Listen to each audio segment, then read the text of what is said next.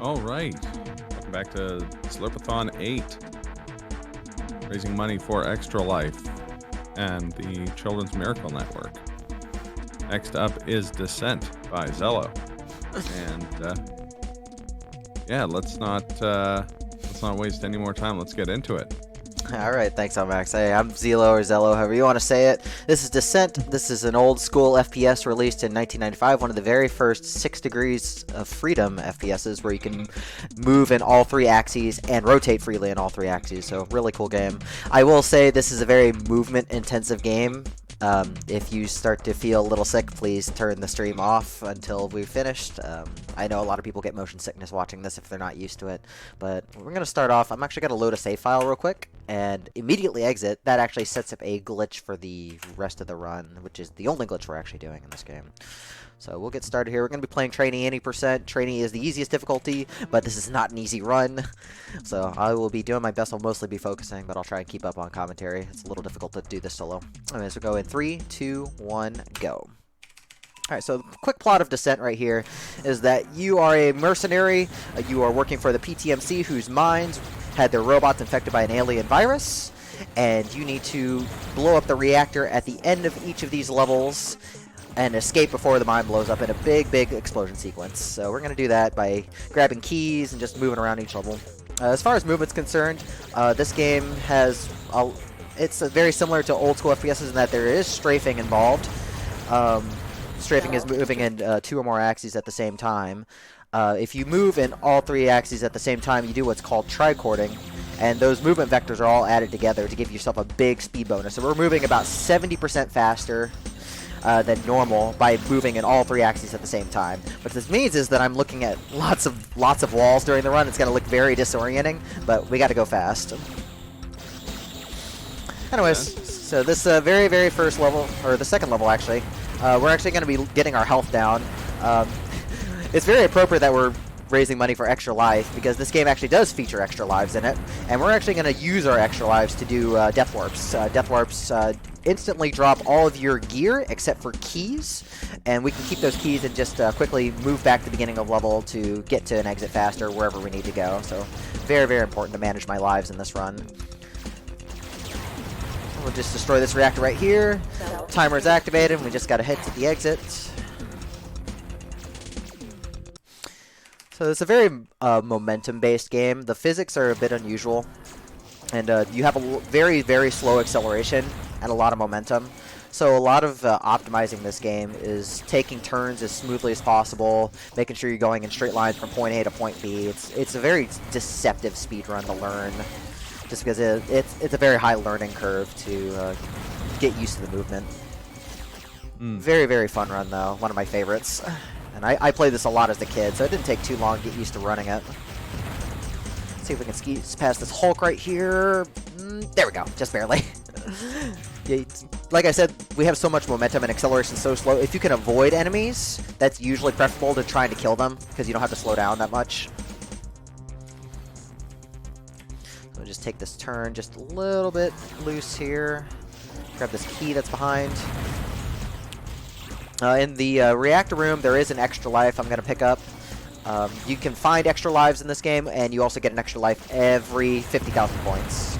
So the scoring is routed out as well to kill enough enemies to make sure we have enough lives to do our death warps, because we're going to be doing a lot of death warps. Alright, so that finishes the moon levels right there. We're on to the Venus levels. You start from Earth, do the moons, mines, then you go out to Venus and Mercury, and then we make our way back around to the outer of the solar system. So pretty neat way to introduce the levels and the new textures and such. This also introduces the lifter bots. Lifters are melee enemies, and they are among the most annoying enemies to deal with. Normally, if you like hit an enemy dead on with your momentum, you can kind of push them. Melee enemies just kind of stop you dead in your tracks. So they're very difficult to get around, especially these medium lifters here, because they're so big, and they like to chase you. See if I can get out. There we go. So I did pick up a new primary weapon just now, the spread fire cannon. There are 5 primary weapons and 5 secondary weapons. The spread fire has really good DPS at close range. I got blocked badly. That's okay. So spread fire has really good DPS over my dual lasers, so we're going to be using this for a bit. And then the other types of the secondary weapons are missiles and like these proximity bombs that I'm going to grab right here. So I'm going to grab some proximity bombs and some homing missiles, which are really, really nice. I've never seen that lifter do that movement pattern before. So they pretty much do exactly what they say on the tin. I'm going to drop a few proximity bombs right here to keep these lifters off my tail, because I do have to come back through this hallway. And then we're going to just use this to destroy the reactor there. It's important to note that the reactor does gain more health per level, so we're going to need more and more firepower in order to destroy the reactor. So that finishes Venus 1. Venus 2 is not too bad. Venus 2 is one of my favorite levels in game casually, and pretty fun. It's a very disorienting level, even as far as descent levels go. There's a lot of really cool passageways that we don't visit in a run that you can kind of explore in this level, because like you see, like there's like 6 different hallways you can explore.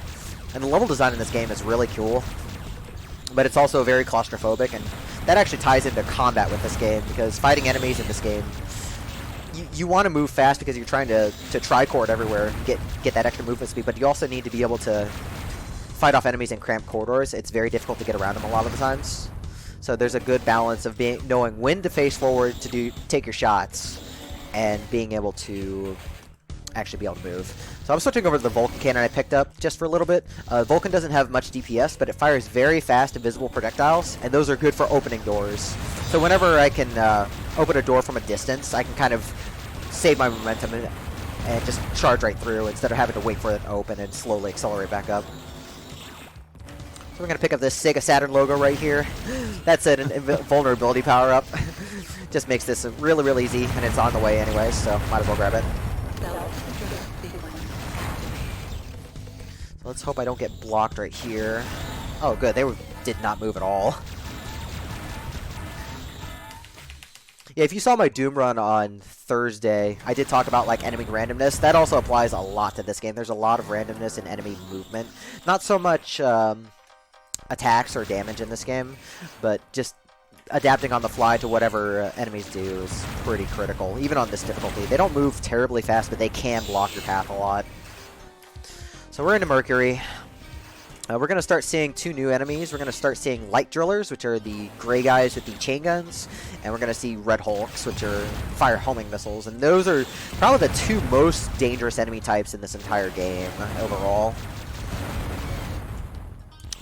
Thankfully, drillers do not have a lot of health. Like, light drillers can be taken out by a single homing missile, so I'll try and fire those if needed, or just get around them as fast as possible. But because they have the Vulcan cannon as their weapon, they are pseudo hit scan. They can hit me pretty much whenever they want. There's nothing you can really do about it. So we deal with them as best we can. And then the red hulks, they fire homing missiles. They also have a ton of health. I actually remember in a developer interview a while back, the developers actually admitted they regretted putting so much health on the red hulks. So I went into that secret to get another extra life and a cloaking device. Cloaking's really good in this game. Enemies do not respond to you when you're cloaked until you start firing, and they only know your current position. So I was able to get through that unscathed, and because I'm cloaked also, homing missiles do not get locked onto me, so really, really nice. It's funny you brought up Doom earlier, because the level design in this game is really evocative of old school first-person shooters with secrets and key cards and that kind of stuff. Yeah, it's very abstract. Yeah, I was gonna say it's a lot more. It's a lot more kind of labyrinthine, because you're working in that other dimension with free 6-directional movement. But it is really cool to see if you're, and it's a lot easier if you are familiar with stuff like old school Doom or Quake or any of those old school FPSs. Absolutely. So I did a death warp there. Like I mentioned on level 2 when I did the first death warp, you drop your gear. You don't have anything except your keys. So say goodbye to the spread fire cannon. We're going to get some other weapons later to make up for it, but it's just such a long trip to get back to this room that it's worth doing the death warp there. I am going to go out of my way real quick to pick up another extra life for marathon safety. I normally wouldn't grab this one, but this is a tough run, and that extra life might come in handy, so we're going to grab this. So now's a good time to actually talk about the boss glitch that I set up at the very beginning of the run by loading that save file. So by setting up a save file in a very specific way, and loading it before starting a new run. The game's internal timer is a little messed up with regards to the bosses in this game. There are only 2 of them. So because I've set this up in a very specific way, the boss is going to stay in its same place instead of teleporting all around right here. So we're going to just be able to snipe him off for a very fast kill. Because otherwise he'd be teleporting everywhere and have to chase him all around this lava-filled room. It'd be a big pain in the butt. But nope, he's just going to go down nice and quick. We're going to grab some homing missiles as we get out of here. Nice. I was a little scared, though, because the game did crash on me on a warm-up run just now during that part, so I'm glad that didn't happen. Really? That was actually the first time that it ever happened. I heard it happen to the top runner of this game at one point, but I never had that happen until about, an hour ago. Of course. Of course. Wait until the most panic-inducing moment. Exactly. Like that happened. Alright, so we're into Mars now. This introduces a few more types of enemies. This is introduced 2 new types of lifters, both secondary lifters and heavy lifters. Heavy lifters only get in the way as they're very wide, they're very difficult to deal with, and they have a lot of health. And secondary lifters are a little bit weaker, but they are very aggressive. They like to chase you around the level if you leave them alive. So thankfully don't have as much health, so we're going to utilize homing missiles and whatever else we can to get around stuff. See if we can get around these spiders as well. And I'm just going to do a quick... Oh, no, go ahead. No, go ahead. Oh, I was just going to do a quick reminder to folks that we are entering kind of the home stretch of Slurpathon 8. After this is the rhythm game block, essentially. And we do still have some donation incentives up. Bid Wars for for all 3 of the last... of those rhythm games. We've got a bed war for the last song for Spin Rhythm XD. Currently, Forsaken City is winning, but there's lots of other options there if you want to hear something else.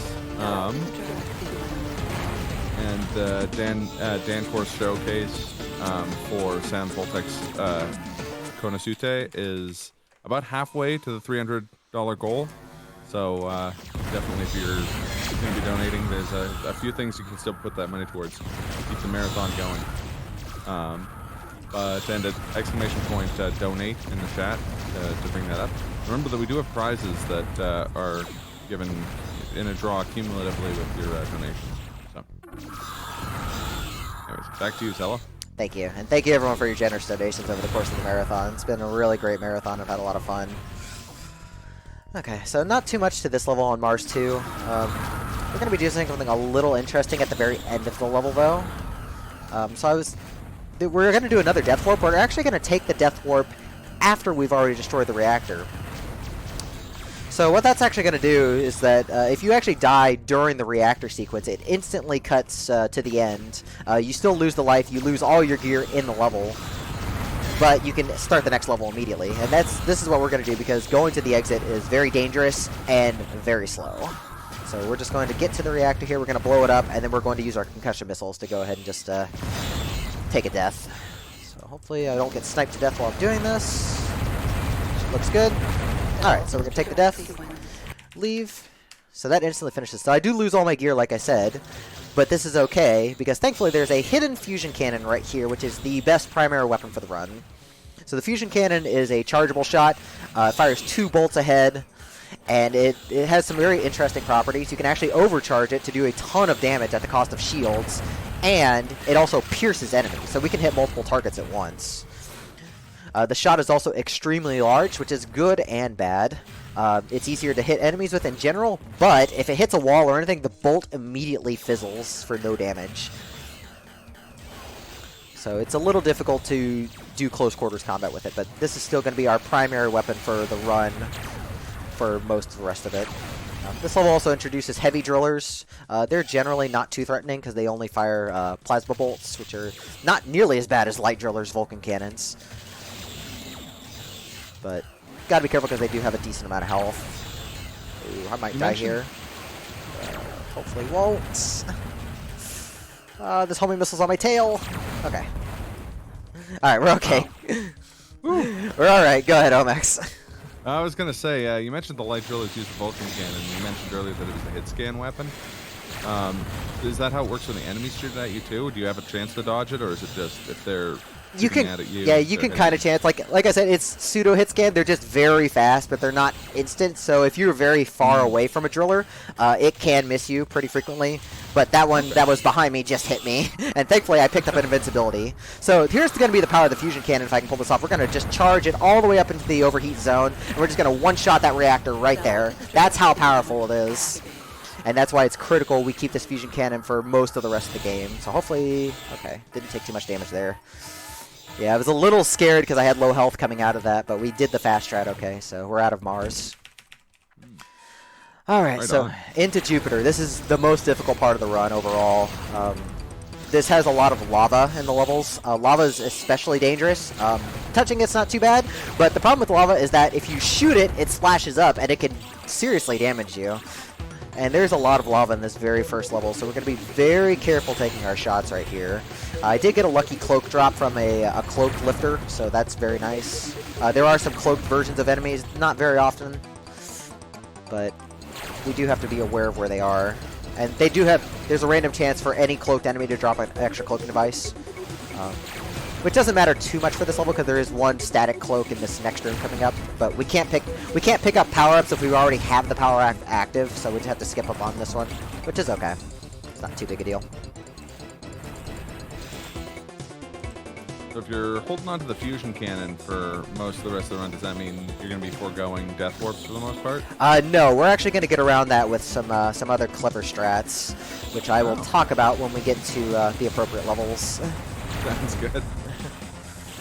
Okay, this reactor room's a little scary. There's a bunch of these drones laying around that lay proximity bombs, and those proximity bombs actually hurt quite a lot. If I were to like hit one head on, I would take like 25 damage. So we're going to be very careful to avoid them, and we're just going to hopefully fly to make the reactor makes this very difficult shot. Let's see here. I missed half my bolt. That's okay. As long as we don't die, it's fine. I just don't want to die in the escape sequence, so I'm going to take this a little slow. Yeah, like I said earlier, the hitboxes on the fusion bolts are very large, and one of the bolts ended up hitting the wall next to the reactor instead of actually hitting the reactor. So, very difficult to manage that shot. Because the fusion cannon, when you're overcharging it into the overheat zone, you start shaking uncontrollably. Like, it's literally random which direction you start shaking. So it can be very difficult to manage. Anyways, so I do want to do more death warps, but I don't want to lose my fusion cannon entirely. So what we're actually going to do right here is set up a death warp in front of this red door that I'm going to come by later, and we're going to pick it up on the way out. So that's how we're going to keep the fusion cannon as we go through the levels, because fusion cannons are pretty hard to come by. They don't appear terribly often in this game, so we want to keep it where we can, and we're going to just hold on to that one by dropping it where we have a convenient spot to.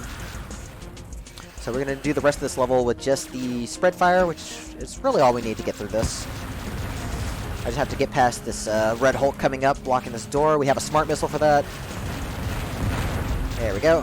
We'll just pick up the red key here, and we'll just do another death warp and get out. And so thankfully, because I did the death warp in front of the door, all my gears kind of scattered in front of the door instead of everywhere, so it's easy to pick everything up again. Okay, so Jupiter 3, this is the most difficult level in the game, especially in a run. There are tons of drillers. This is going to have a very difficult reactor room shot, and I'm going to probably be pretty low on health for most of it, unless I get very lucky. So we're going to just do the best we can here. Does introduce like a new type of drone. They drop quad lasers when they die. I did pick up quad lasers back in level 7. They're very useful. We're not going to use the primary lasers too much, but they are very useful. I did not start charging that early enough. There we go. So we're just clearing out as much as we can as we come back, because we're going to have to come back to that corridor later, and there is a ton of crap in the way. I'm going to use my Mega Missile that I picked up earlier on Jupiter 1. Mega Missiles are extremely powerful. They slightly home in. If you were to touch a hitbox for one of these, though, you will die instantly. So be careful with them. So because this is a marathon, I'm going to take the safety shields and the secret right here. Just a little extra precautions. Thankfully, we don't have too much level left to do, and most of the bad parts are done, so we're gonna just kind of set up here.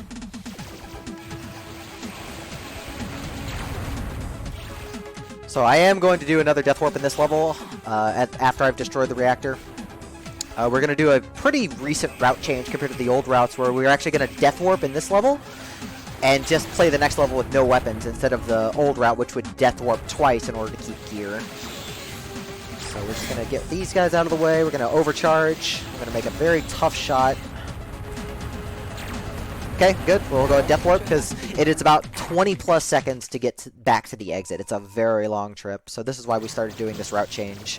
The downside is I'm not going to have the fusion cannon now for the end of this level, so that makes the end of this level very scary. But since I have an extra life for the marathon, I'm going to go for it, since I won't really lose anything if I die and have to use that life. Makes sense. Alright, so this is the last level in Jupiter. I will pick up an extra safety and vulnerability coming up right here. This level introduces supervisor bots. They just kind of alert other enemies to your presence. They have a lot of health, so we typically don't deal with them, but that one drops an invincibility always. So I prefer this strat over the cloak strat. Just because you saw there were 3 light drillers blocking the blue key, so it's like, no, I don't want to deal with them. Because if you bump into a wall with the cloak, the drillers will know you're there and they will instantly fire on you. You'll probably take like 60 damage. Yeah, better to avoid that, obviously. Yeah, and that's the great thing about this run. It is kind of a difficult learning curve for movement, but as far as strats go, there are lots of like easier strats that you can do as you're starting out.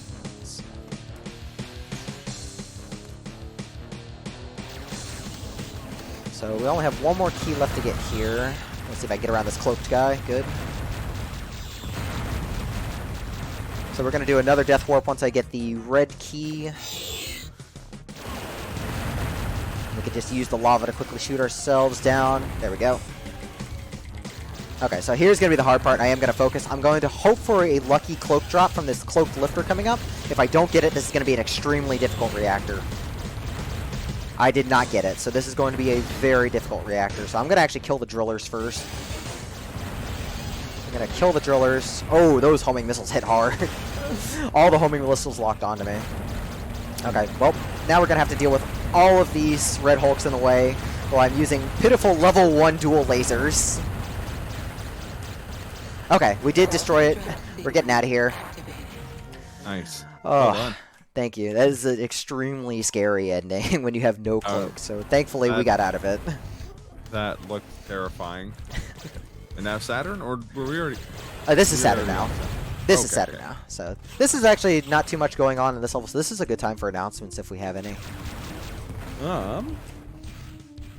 Not as it stands, but I will remind folks that this is Slurpathon 8, raising money for Extra Life and the Children's Miracle Network. All our funds today are going to the Alberta Children's Hospital. Please give generously. We still have a bunch of runs.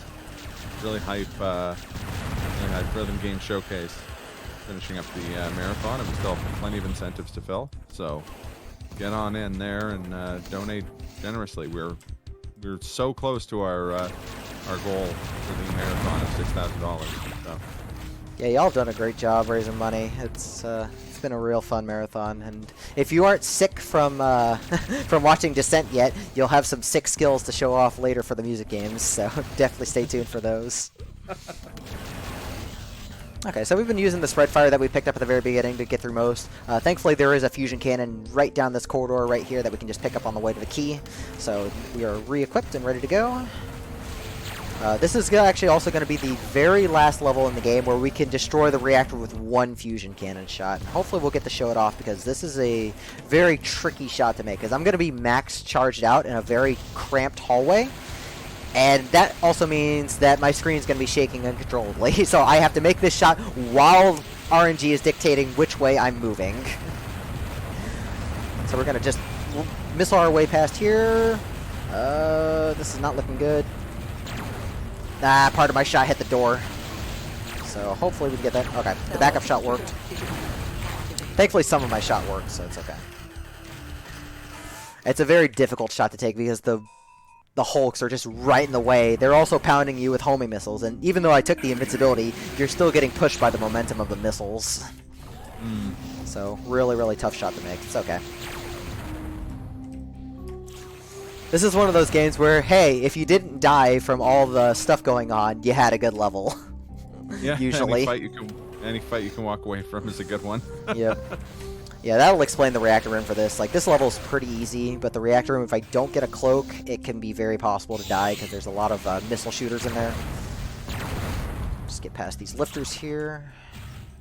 This also introduced 2 new types of enemies, the missile platformers and the laser platformers. They're generally not too threatening, not the laser ones, but the missile platformers are kind of a problem in a couple of levels because they just shoot like 3 or 4 concussion missiles at a time. So they can rack up damage quick if we're not careful, and they have a pretty decent chunk of health. Okay, so we're going to hope for a cloak drop from this guy right here. About a 50-50. There's a cloak. Okay, so that'll make the end of this level significantly safer, since we're not going to have to deal with missiles completely locked onto us. Okay, so I'm not going to be able to destroy this fusion reactor in one shot, but I can still use a concussion missile to do the remaining damage. So we're just going to park ourselves right over here, make the shot. There we go. Perfect. And then we're just gonna leave. And that comes us to the last level of Saturn, which is definitely the hardest. This introduces gopher bots to the mix, which are mine layers. They're pretty annoying. They're only in a handful of levels, but they're pretty annoying because they actually have a decent chunk of health. And if you just end up in front of a mine, that's 20 plus damage, so gotta do your best. So let's see if we can make this hallway shot happen.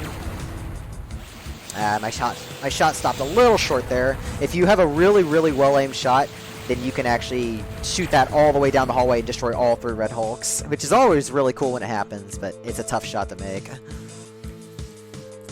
Now, do you have infinite ammo on your primary weapon, right? No, there's actually an energy bar below. Like, you can see I have 96 shield, and to the left of that I have 64 energy. Oh, okay. Every weapon in this game, other than the Vulcan cannon, uses energy. But we get so much energy in any percent, in Trainee anyways, that it's not really relevant. Gotcha.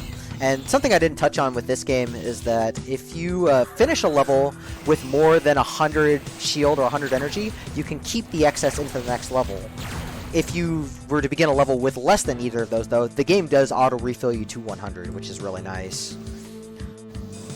So there's there is a lot of nice little safety, which is why we can go for some pretty difficult strats at the end of levels, and we scrape by with like 10%.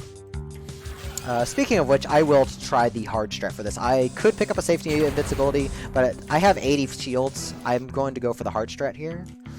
So we're just going to charge ahead and just hopefully not die, because this is a pretty cramped reactor room coming up. Okay, so we're going to get these mines out of the way using the flares. Hopefully not get locked on here.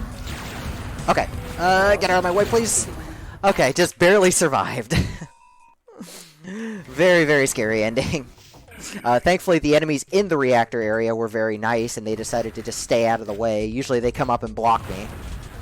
So that ends Saturn, brings us into Uranus, which is one of my favorite planets. This first level is just really, really fun and has some cool music. We're going to set up another Death Warp here. I'm going to actually set the Death Warp here in this door. So doors have interesting properties where if there's an enemy or a sprite-based object inside, the door will never actually close. So we can actually leave the door open and just leave without having to reopen it later. So it doesn't get used too often, but it's a nice little property that we can just kind of use. So a few frames? Yeah, here and there. That's a lot of this game, really, is just small little optimizations really add up, and that goes for mistakes as well, since it takes a while to accelerate and such. Makes sense. I had Descent 2 on PC when I was younger, but I never got that far into it. It's a great game, but yeah, Descent 2 is a fantastic game too, but it's also a significantly different kind of run because of the movement options in that one. So it's a great game. So. Alright, so not too much left in this level. There's going to be a ton of lifters in the reactor room, so hopefully they're not going to block me when I try to make this fusion shot. They crossed right in front of my shot and got blown up. That was good. So there's going to be like literally 8 lifters or so in this room, so we're just going to do that. I must have missed my shot. There we go. Let's get out of here. You might have seen briefly that there was just a huge cluster truck of enemies there. It's like, no, I'm gonna leave. I'm getting out of here. So that ends Uranus 1. Okay. This one's another pretty easy level as a whole. I really like the level design in this level. You kind of start in a shaft and you just kind of go successfully down each floor as you grab keys, which is a cool concept.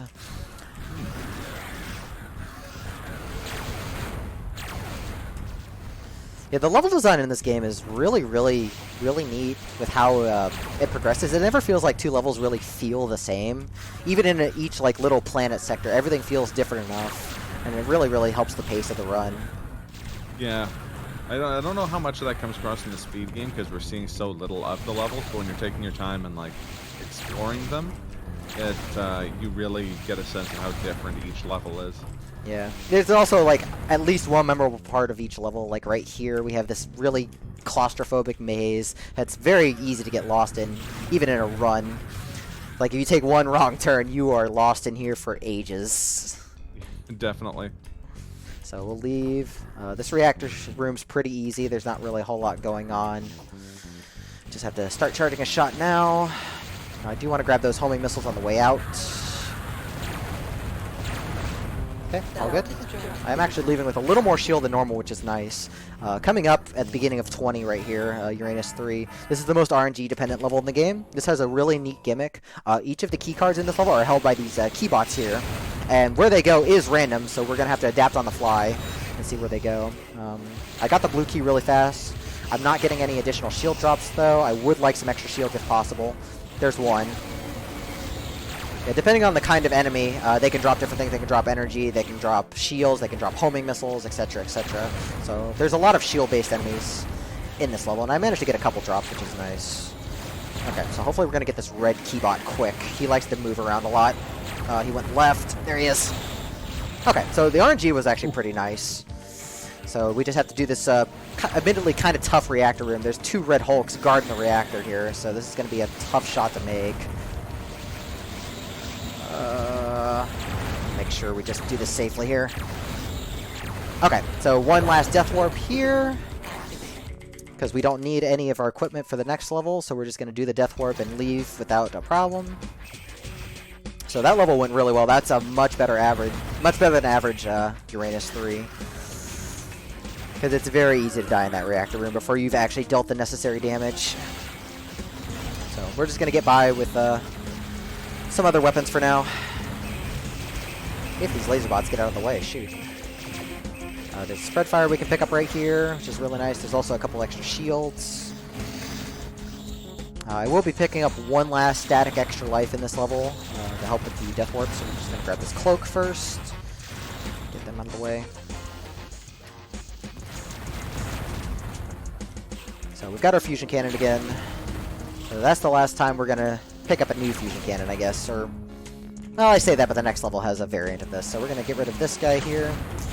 Grab this extra life. So the end of this level has kind of a weird little puzzle. This game does have a lot of weird scripts and triggers in the levels, where if you move over specific parts, walls open and such. We actually need to move past these doors that open to activate another trigger that opens another door, and then moving past that door also opens up the reactor for just a little bit. So hopefully I'm not going to get blocked while I do this. Okay, perfect. Alright, so that ends Uranus. So into Neptune. The first two levels of Neptune are quite a doozy here. We're going to actually start with an immediate gear drop, because I want my fusion for later, but I need to go do some other stuff. So we're going to take a death in the shaft right here. That'll store the gear for later. And then we're going to do some very difficult maneuvering as we get around a bunch of stuff. I got very lucky that the homing missiles blocked that door entry, so it didn't close on me. So a little bit of time saved there. So we will pick up a backup fusion cannon coming up over here. Very nice and handy. If I can pick it up. There we go.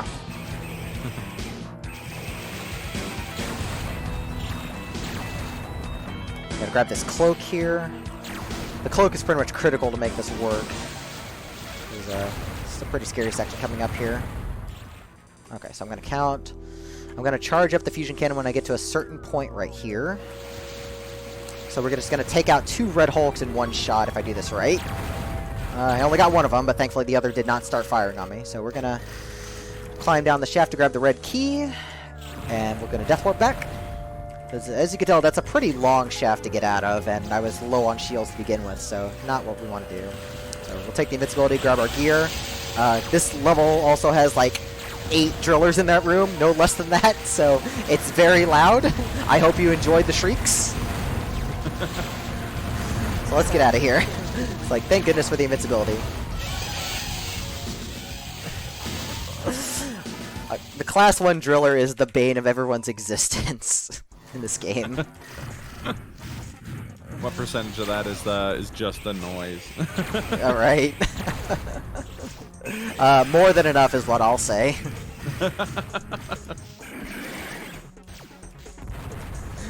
Alright, so here's the other difficult level for Neptune. This is a pretty long level with the final enemy type that we're going to see. This level introduces Fusion Hulks, which, as you can guess by the name, they have fusion cannons too. And getting hit by one is an instant 60 damage. So they hurt. So I'm actually going to take these backup shields just for Marathon's sake. I'm going to try and stock up where I can. Hopefully a few more enemies will drop shields. If not, I've got enough to get through the level. It's like the Fusion Hulks have the same amount of health as the Red Hulks? They have even more. Oh. Yeah, they're thankfully they only a few points, so we're not going to see them too much. But there are 2 of them in the reactor room, guarding the reactor. So I'm going to be moving in a very specific way to avoid dealing with them. What are you doing there? He's in a very unusual spot. Anyways, I did not get rid of that Red Hulk, so he's going to be there later. That worries me. Hopefully we're going to get an early cloak drop right here from these lifters. Nothing. And this quarter makes it difficult to shoot the fusion cannon. We'll just grab this backup cloak here. So I'm already a little lower on health than I wanted, so we're going to grab the shields. That's what happens when you bump an edge. They instantly saw me and fired on me. Okay, thankfully enemies are dropping extra shields, so... So any collision with stuff will deactivate the cloak, eh? Yeah, they will be alerted to your presence, so gotta be very careful. So I'm not gonna die from one fusion shot here, but this is still scary. Now I'm in 1-hit range because I have less than 60 health. So we're just gonna carefully move around, get out before they shoot at me. So we're in the clear, thankfully, but it was a little more scary than I would have liked it. Alright, and that brings us to Neptune 3, which is thankfully a very easy level of comparison. This is still also one of my favorite tracks in the game. I will say, for a game from 1995, this game has some banger music using that MIDI format. Yeah, very nostalgic for that era of video game music.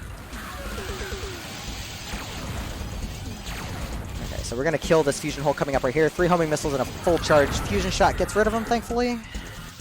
Because we have to cross that hallway on the way back, and if my movement's bad, the invincibility runs out and I get shot in the face as I try and cross him, so better not take that chance. So, thankfully, we'll see if we can get a cloak drop right here from this cloaked driller. Okay, we got the cloak drop, so that's good. So that makes the reactor room a lot less dangerous because there's a bunch of Red Hulks, and they'd be homing in on me normally. But thankfully we can just kind of push our concussion missiles and our fusion cannon into that. We're good. So thankfully a very, very good Neptune as a whole. Alright, and that brings us to Pluto. So this very first level in Pluto is very fast and furious. There's not a whole lot going on other than I'm going to be running from point A to point B as fast as possible while taking out a bunch of drillers and hulks. We do have to kind of cross this area a few times, so I'm going to clear out whatever I can on the way.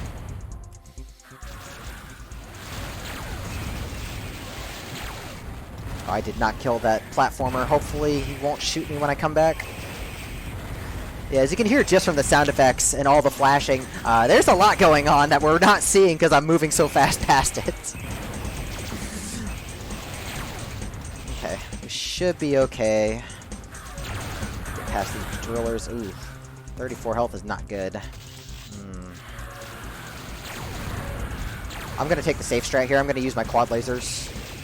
This little corridor right here is very difficult to shoot the fusion shot in because it's very easy to clip the ceiling or the floor and just make your entire bolt just disappear.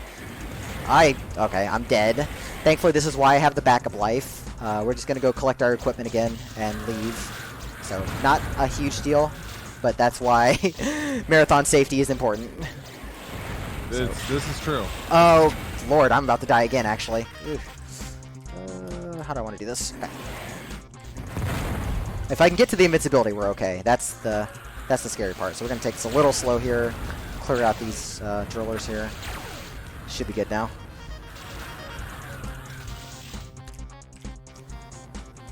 Just take our time here. Okay, we got the invincibilities. This will take us to the end of the level right here. Just had to move quick.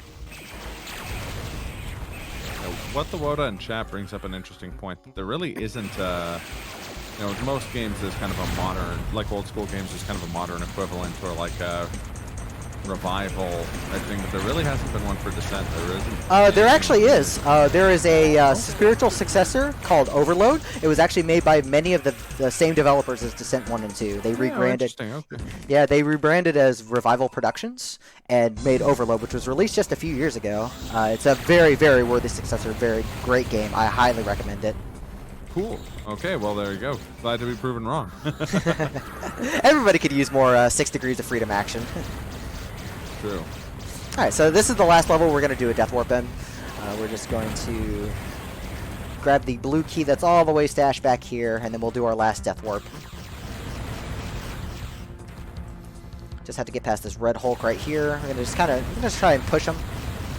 Faster than trying to kill him usually. If he cooperates, which he did not. But we've got the key, we can Death Warp out.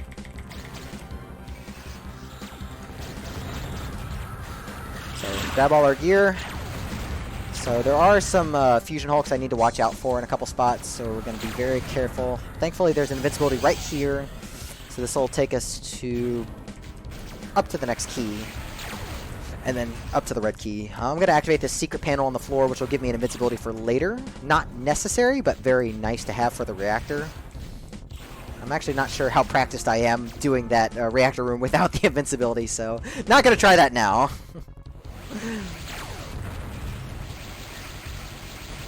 So if you might remember the Mega Missile that I used during the Jupiter 3, we're actually going to grab several Mega Missiles right here. They're going to be used on the final boss, because they do a ton of damage and they're worth going out of our way for. So we'll grab that red key there. There's 2 more missiles right here in the secret. So that'll stock us up on Mega Missiles. And then we just have to get to the reactor room and leave here. I have enough health to survive 1 fusion shot if I get unlucky here, so. But looks like we're good. Driller's in the way. Okay. Let's get them out of the way. We're just gonna shove ourselves up against this guy. And that reactor's gone. That is the last reactor that we will kill. Just leave here. And that brings us to the last level of the game. Okay, so 1 Mega Missile to deal with some enemies over there. We're going to grab this invincibility over here. Thankfully, this invincibility will take us through a good chunk of this early part. So we're going to actually take a little bit of a different route than intended. Like, you could normally fight your way to a blue door past the Fusion Hulks, but it's actually faster to go back to the start right here and take a different set of doors so that we don't have to do any fighting. So we're just going to pop ourselves down here. I did not prep my smart missiles. Okay, so that should take care of all the Fusion Hulks, and right before my invincibility ran out, thankfully. Okay, so we're going to grab this last key. All I have to deal with is just a platformer. What are you doing there? Okay, so the last boss is coming up. The boss glitch is still active, so he's not going to be moving. I'm switching to quad lasers right here because level 4 quad lasers have better DPS on the bosses. So we're just going to sneak our way down here to this invincibility. Use all our Mega Missiles right here.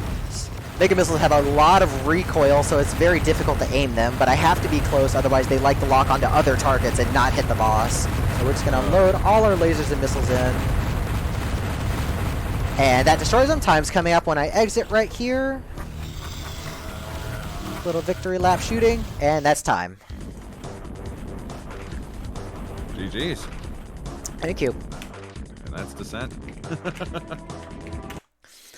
So 43-49 RTA is really good for a marathon. It was unfortunate we had to take that death in 25, but overall, very good. So we'll see what our in-game time is real quick. And since I got a high score, wow.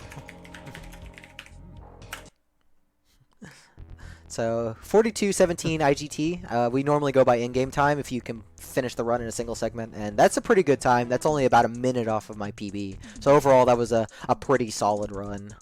Definitely for a marathon, if nothing else. Yeah, definitely. Like, this game's records have dropped so much since I first started running this game in 2015 when Spoody, who ran Necrodancer, he was the record holder at the time. He taught me a lot of the basics of this game, and the record back then was like a 40.